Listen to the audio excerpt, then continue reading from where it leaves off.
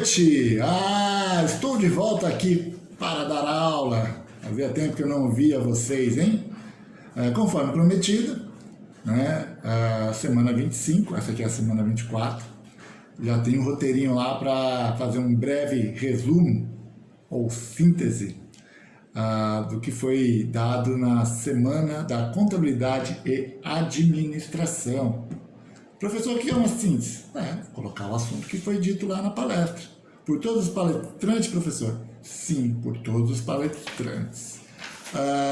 Outra coisa também que eu pedi foi para contextualizar o assunto que foi dado na palestra com o assunto que foi dado em sala de aula ou que foi dado nas aulas remotas. Professor, o que é contextualizar o que foi dado na palestra com o que foi dado na aula? Por exemplo, nós vimos vários assuntos, por exemplo, liderança versus chefia. Eu tenho certeza que a Maria Letícia, que é uma psicóloga, deve ter comentado, né, alguma coisa a respeito disso que dá para contextualizar o assunto que eu estou falando com o que ela falou para vocês. Só que eu só estou dando um exemplo, tá? Vocês podem usar de qualquer um dos palestrantes um assunto correlacionado com recursos humanos. Pode ter sido também a pessoa lá do Zé Siqueira, né, que é o sindicalista, que deu uma palestra acerca de assunto importante lá, mostrando a importância dos sindicatos, tal. Pode ser também com a palestra do Roberto Sachs. Vocês vão escolher e vão escolher um assunto de recursos humanos com alguma coisa que eles tenham falado na palestra que pode ser contextualizado, e eu quero isso também, tá? Foram as duas coisas que eu pedi para vocês que têm aula comigo de recursos humanos, tá? Então, essa aula é destinada aos primeiros anos de contabilidade e aos primeiros anos de administração. Então, feita essa introdução, né, dando esse presente para vocês, para ir lá observar novamente as palestras e anotar, sempre anotar como o professor pede para vocês, e esse bizu que eu estou dando para vocês, o que realmente eu quero para a semana que vem. Então, semana que vem vai ter trabalho, professor? Vai. Já fazia tempo que eu só fazia vocês assistirem a minha aula, e a gente precisa trabalhar um pouquinho também, correr atrás da bola, pesquisar, inovar, né? Então, é uma oportunidade que vocês têm de me mostrar que realmente vocês assistiram às palestras, realmente vocês entenderam as palestras e realmente vocês estão conseguindo contextualizar o que foi dado na palestra com o conteúdo do professor Davi, tá bom? Então, a aula hoje de recursos humanos, o tema é função pesquisa, avaliação de desempenho. Professor, essa função, qual que é a premissa dela, o que ela pretende, né? Então, ela pretende que seja feito o estudo dos trabalhadores, né? Quem é esse trabalhador, o que ele fez, o que ele faz, qual o currículo dele, o comportamento desse colaborador também dentro da organização é muito importante. Comportamento influencia, professor, no cargo ou função que eu queira exercer? Óbvio, né? Nós já tínhamos falado isso em sala de aula. Então, para ser administrador, a pessoa tem que ter boa comunicação. Não existe comunicador burdinho. Tá? E assim também como contador. É necessário que ele tenha uma boa capacidade de comunicar, até mesmo para tentar explicar para os seus clientes esse emaranhado de tributos que a gente paga no nosso país e fazer com que ele entenda que isso não é culpa do contador. O contador somente cuida da parte burocrática, né, da coisa. Quem realmente cobra o tributo é o governo. Então, o contador nessa história aí é completamente inocente. Então, se o contador não tiver uma capacidade boa de comunicar, com certeza também vai ter muita dificuldade de conseguir clientes e bons clientes. Tá? Que a pessoa, às vezes, ela fica chateada de pagar, muitas vezes porque não entende aquilo que está pagando. Então, essa capacidade de comunicar, comunicação clara, sintética, e também tem gente que explica quase uma bíblia, né? A pessoa, quando terminar a explicação, já está assim, dormindo. Justamente por causa dessa dificuldade de síntese que a pessoa tem. Então, a pessoa é muito prolixa, que a gente fala muito e não explica nada. Então, é importante, tanto o administrador quanto o contador quanto o administrador, ter essa capacidade de comunicação. E com base nesse currículo da pessoa, nessas experiências que a pessoa tem e na questão do comportamento também, você faz um planejamento para ver onde esse perfil dessa pessoa se encaixa melhor. Então, é isso que a função pesquisa faz. Professor, e essa avaliação de desempenho, como que ela se coaduna dentro dessa função pesquisa?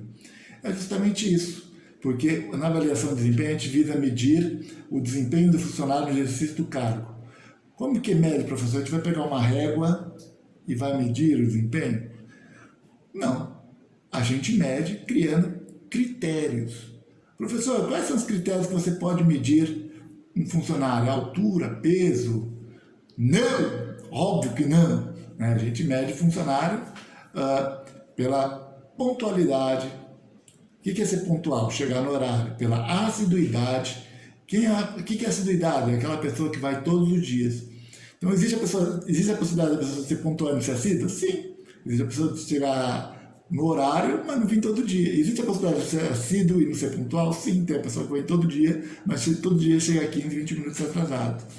Então, pode medir pela pontualidade, pela assiduidade, pode medir também pela experiência no cargo, pode medir pela produtividade no cargo, pode medir pela formação correlacionada àquela função que está exercendo. Tá? Uma das coisas bacanas dessa avaliação de desempenho é você também, quando você mede a produtividade, você mede se esse funcionário está batendo as metas, você também consegue medir aquela... lembra que eu falei para vocês no processo de recrutamento, que a gente falou do recrutamento, falou não é processo de recrutamento, processo de seleção, que a gente falou de recrutamento, seleção e treinamento. Então a gente consegue, nessa avaliação de desempenho, saber se o processo de seleção também está adequado. Então, a pessoa que seleciona também, quando a gente faz essa avaliação de desempenho, a gente só está avaliando o empregado, a pessoa que foi contratada. A gente está avaliando também a capacidade da empresa de fazer esse processo, tanto de seleção quanto o processo de treinamento. Porque se essa pessoa está no cargo, está lá exercendo e não consegue bater as metas, a pessoa não consegue ter uma boa produtividade, essa pessoa não é pontual, essa pessoa não é assídua, ela não atende às expectativas da empresa quanto ao desempenho das funções que a empresa espera desse empregado, desse colaborador. É óbvio que o processo de seleção ou treinamento foi mal feito.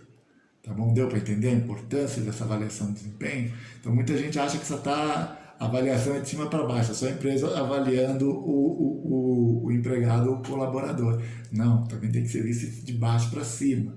Né? Se essa avaliação também vai medir se o processo que a empresa fez de seleção está adequado.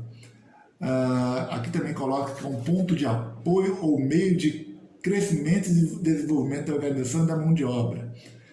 Óbvio, né? Então, se a empresa conhece esse colaborador, se conhece, está fazendo essa medição do desempenho, das metas, se está sendo batido ou não, da produtividade desse funcionário, se esse funcionário também está num processo contínuo de formação, é óbvio que eu vou poder utilizar esse funcionário em outros setores da empresa, onde talvez ele seja mais produtivo ou onde ele vai se encaixar melhor. Por isso que a empresa sempre tem que estar com o currículo dos seus colaboradores nas mãos e atualizado. Uma das coisas que a gente consegue ver nessa avaliação de desempenho, tá, se a empresa realmente se preocupa com isso, é justamente essa questão se o funcionário está em constante aperfeiçoamento, se ele está se capacitando, se ele está melhorando o currículo, estudando. E com base nisso ele pode a empresa, né, pode promover esse funcionário para um cargo de chefia, de liderança, onde esse funcionário vai ganhar mais e vai se estar mais adequado a exercer aquela profissão de acordo com a formação desse profissional. Perfeito? E serve também como eu já tinha falado, essa avaliação de desempenho como um projeto para avaliar, né, se o processo de seleção está sendo bem feito. Então, essa medição essa avaliação de desempenho é importantíssima. Tá bom? Então, já falamos sobre a avaliação de desempenho. Então, vocês anotem o que é avaliar desempenho, qual a importância. Perfeito? Vai lá, volta o vídeo, escreve, faz um rascunho. Professor, mas eu já mandei um trabalhinho para o senhor acerca desse assunto. Já. Tá, mas o professor tem consciência que 90% da classe fez aquela coisa que o professor detesta, que é o famoso recorta e cola. Agora é momento de assimilar o conteúdo. Tá? Sempre falo para vocês que um diploma é um mero pedaço de papel. Quem agrega valor a esse pedaço de papel são vocês. Então, esse tipo de conhecimento é importantíssimo. Ainda dentro dessa função pesquisa, que nós já falamos sobre a avaliação de desempenho, nós temos a entrevista de desligamento. Professor, o que vem a ser essa entrevista de desligamento? É uma entrevista que a própria empresa faz para entender o porquê que esse funcionário ou colaborador está se desligando da empresa, está pedindo demissão. Professor, mas para que eu vou entender? Tchau e benção, mandou embora, contrata outro. Tá certo esse pensamento? Não, óbvio que não.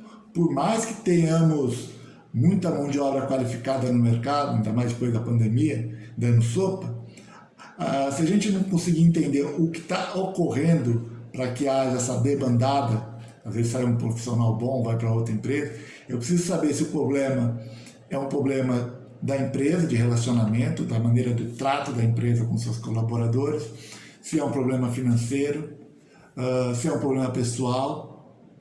Então, a empresa precisa entender o porquê que essa pessoa está se desligando.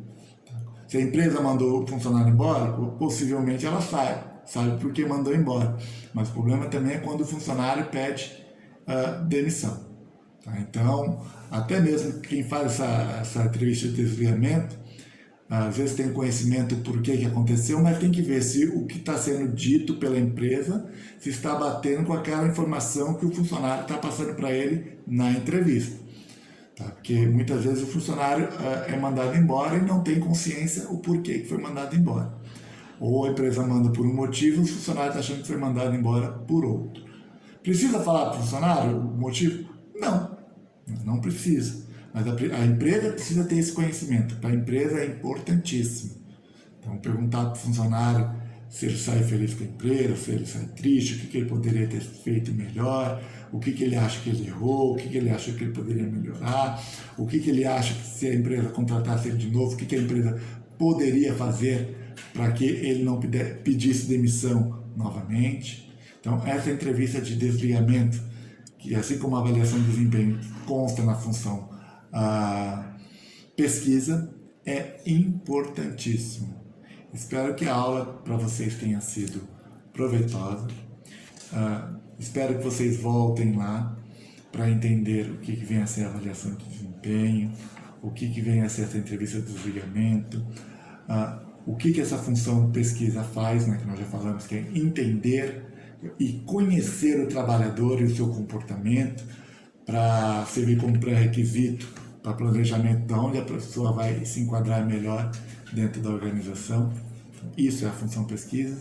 E depois nós falamos sobre avaliação de desempenho e entrevista de desligamento. Volta lá, entenda, faça as anotações e espero que a aula tenha sido bacana, que vocês tenham curtido, tá bom? Por hoje é só e até a próxima aula, tá bom? Tchau!